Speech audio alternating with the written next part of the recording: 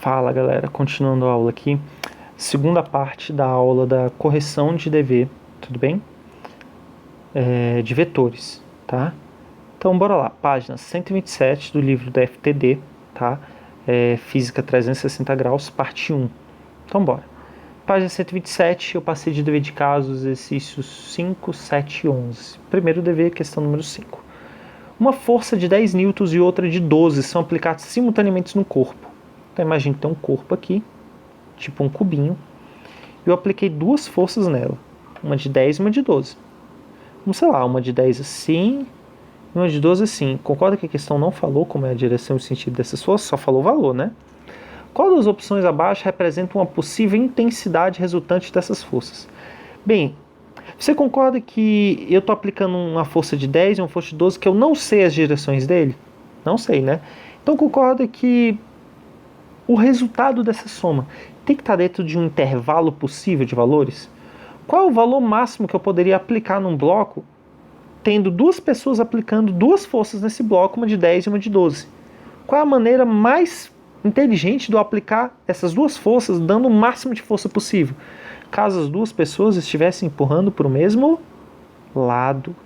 E se as duas pessoas estivessem empurrando para o mesmo lado, isso é a mesma coisa desse bloquinho estar recebendo uma única força de valor igual a 22, que é a soma dos vetores 10 e 12. Como você soma dois vetores que têm a mesma direção e sentido? Só somar os valores, 22. Mas professor, quem falou que eles têm a mesma direção e sentido? Ninguém. Eu que estou afirmando que se eu não sei a direção e sentido, ela tem que estar dentro de um intervalo de valores possíveis, onde o valor máximo desse intervalo vai ser exatamente o caso onde você consegue somar essas forças de uma maneira que dê o maior valor possível, que é quando elas estiverem na mesma direção e no mesmo sentido. E esse valor vai dar exatamente 22. Então esse é o valor máximo dessa força. Ou seja, a resposta pode ser a letra D e a letra E? Não, porque o valor máximo possível da soma desses dois vetores é 22. E a letra D e a E passa de 22 newtons. Não pode. A soma dessas duas forças dá, no máximo, 22 newtons. E no mínimo ela pode dar quanto? Qual é a pior situação entre duas pessoas fazendo força num bloco? A pior situação que esse bloco pode sofrer a pior situação, quando eu falo pior situação, é aquela situação em que causa a menor força no bloco. Tem duas pessoas fazendo força. Uma faz 10 e outra faz 12. Qual é a menor força que aquele bloco pode sofrer? Esse é o pior caso que eu estou me referindo, tá bom? Seria o caso onde as duas pessoas fazem força, só que elas fazem cada uma para um lado. Ou seja, mesma direção, mas sentido oposto. E quando você vai somar dois vetores, em que um está para um lado e outro está para o outro, quando você for fazer a soma desses vetores, vai acabar sendo a subtração dos seus módulos. Porque na hora que você bota em fila, o 12 é maior, não é? Então imagina 12 para a esquerda e 10 para a direita. Concorda que essa fila começou aqui e terminou aqui? Quando você medir essa distância, como o valor de um vetor é exatamente o seu tamanho, então o tamanho do primeiro vetor grandão ali, ó, aquele primeiro vetor grandão ali, vale 12. E o tamanho do outro vale 10. Concorda que esse vetor mais esse daqui em tamanho é que tem que dar o 12? Então 10 mais x tem que dar 12. Logo x vai ser 12 menos 10. Eu fiz uma dedução que eu nunca tinha feito antes, só para mostrar para vocês que quando você vai somar dois vetores que estão em sentidos opostos, não são vetores opostos. Vetores opostos são aqueles que são idênticos, mudando apenas o módulo, e sua soma sempre dá 0. Então 10 e 12 não são vetores opostos, eles estão em sentidos opostos. Tudo bem? E como se soma vetores que estão em sentidos opostos? É só fazer o maior menos o menor. E 12 menos 10 vai dar exatamente 2. Então, quer dizer que o valor máximo para a soma desses vetores é 22 e o valor mínimo é 2. É possível ser 0 e 1 então? Não, porque é menor do que o valor mínimo. Logo, um possível valor para essa questão só pode ser o 15. É o único que está dentro do intervalo de possíveis valores, que é entre 2 e 22, que é o máximo e o mínimo dos valores que essa soma vetorial pode ter. onde o máximo é quando eles têm mesmo sentido e o mínimo é quando eles têm sentidos contrários, opostos, portanto. Tá? Então, bora lá. Questão agora número 7.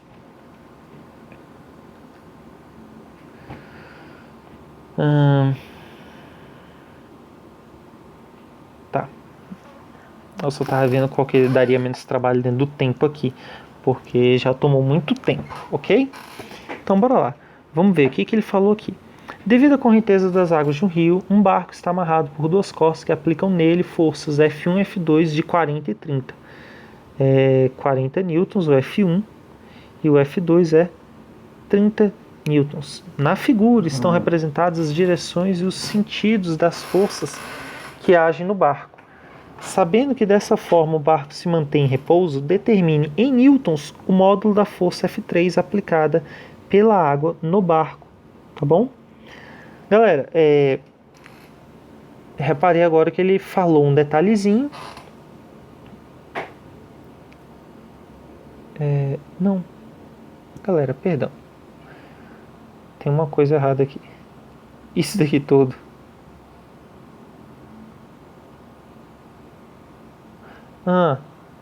Tá.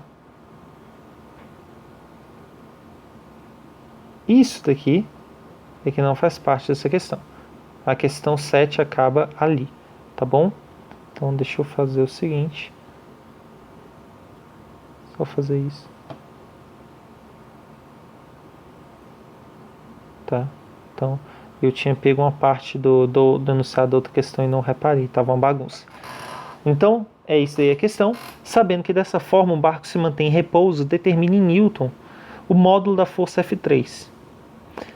Então, tem uma coisa que não foi falada em sala que está cobrando essa questão. Eu achei que ele não iria cobrar conceitualmente isso. Muita gente vai perguntar, professor, mas como é que eu vou saber qual o valor do F3? Ele pode ter qualquer valor. A questão falou que ele estava em repouso e permaneceu em repouso. Isso só acontece quando a força resultante é igual a zero, quando a soma de todas as forças é igual a zero, tá bom? Peço perdão por não ter dado ainda este tópico da matéria para cobrar no exercício, tudo bem? Mas essa é a teoria. Toda vez que um corpo se mantém em repouso é porque a soma de todas as forças dá zero, claro? Então, qual é o módulo de F3? Bem, ele está me falando então que a soma dessas três forças tem que dar zero. Então, é só ver o seguinte. Como é que esse daqui, somado com esses dois, vai dar zero? Galera, você concorda que somar vetores, você pode decompor para somar.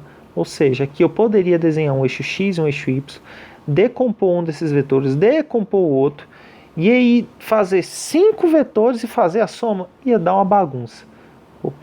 Vamos fazer só o conceito da coisa. Qual é o conceito?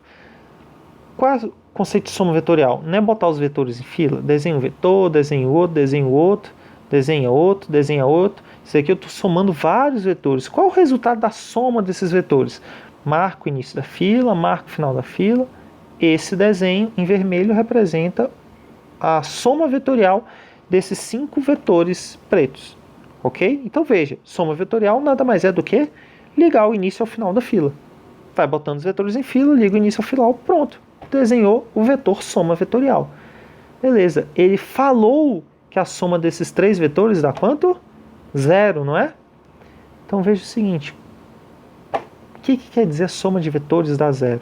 Pega esse vetor, soma com esse, você concorda se eu somar com mais um vetor daqui, que volta para a minha posição original? Qual o resultado dessa soma vetorial? Marco o início da minha fila e marco o final da minha fila. Opa, coincidiu. Quando coincide, qual é a distância do início ao fim da minha fila? Zero, porque é o mesmo ponto? Logo, soma de vetores dá zero quando ele vai e volta para a origem, da onde começou a fila. Por isso que a soma de vetores opostos dá zero. Então, se ele falou que a soma desses 3 vetores dá zero, é porque na hora que eu pegar esse vetor F2 para baixo, que vale 30 newtons, somar com F1, que é assim, que vale 40 newtons, e depois somar com o F3 que vai para a esquerda, o F3 tem que voltar para o início da fila, senão a soma dos vetores não dá zero. Tudo bem? Então, minha pergunta é, quanto vale F3? Você concorda que o ângulo entre F1 e F2 vale 90 graus? Tá aqui, ó, F2, a direção do F2, tá aqui a direção do F1. Concorda que a direção deles forma 90 graus? Então aqui tem um ângulo de 90. Eu te pergunto, concorda que na hora que o F3 teve que voltar para a origem para poder fazer com que a soma vetorial desse zero, você concorda que ele acabou fazendo o desenho de um triângulo retângulo, onde o F3 é exatamente a hipotenusa desse triângulo? Então eu posso só chegar e fazer o seguinte, F3 ao quadrado é igual a 30 ao quadrado mais 40 ao quadrado. O que eu estou fazendo? Pitágoras, onde F3 é hipotenusa, porque ele está de frente para o ângulo de 90 graus. Na hora que você realizar esses cálculos, essa resposta aqui vai dar 50 newtons. Esse aqui é o módulo do F3, tudo bem? E é o que ele perguntou, determine em newtons o módulo da força F3 aplicada pela água no barco. 50, exatamente igual ao gabarito. Claro para todo mundo? Então, galera, o que está acontecendo aqui? Era uma questão que podia ser uma complicação louca, podia decompor, podia sair botando em fila, mas eu usei o conceito. Para um corpo ficar parado, a soma de todas as forças tem que dar zero. Esse era um detalhe que eu não tinha falado, que fazia parte de uma matéria um pouquinho mais para frente, próxima aula, inclusive. Tá? Mas eu não achei que ele fosse adiantar essa pergunta. Como é que eu faço? Sabendo que a soma dos vetores tem que dar zero, então, na hora que eu colocar todos eles em sequência, o vetor, a fila tem que partir de um ponto e voltar para o mesmo ponto para que dê zero. Dessa forma, formou um triângulo retângulo e, portanto, para eu calcular o último vetor que faltava, bastava fazer Pitágoras. Ok, galera? E passou do tempo aqui, tá? Eu vou deixar essa questão 11 para vocês fazerem, tudo bem? Que deu tempo, ela não é muito diferente de tudo que eu já fiz até agora, tá bom? Separar para observar, vai ser simplesmente soma vetorial mesmo, ok? Então, galera, fiquem com Deus, espero que vocês tenham entendido os exercícios. Se não entenderam, vamos procurar a monitoria. O Tim e a gente, os professores, a gente está discutindo a forma de fazer isso, tá? Muito provavelmente será por meio de videoconferência no horário do plantão, tá bom? Lembrando que meu plantão era quarta e sexta, de 3 horas da tarde às 5h30 da tarde. Eu vou disponibilizar no Moodle um link no Google Meets ou Hangout, tá? Para que eu possa estar atendendo vocês via videoconferência, tá bom? Então eu vou ainda confirmar com vocês pelo Moodle se será feito desta forma que eu acabei de falar, tá? Mas a princípio é isso.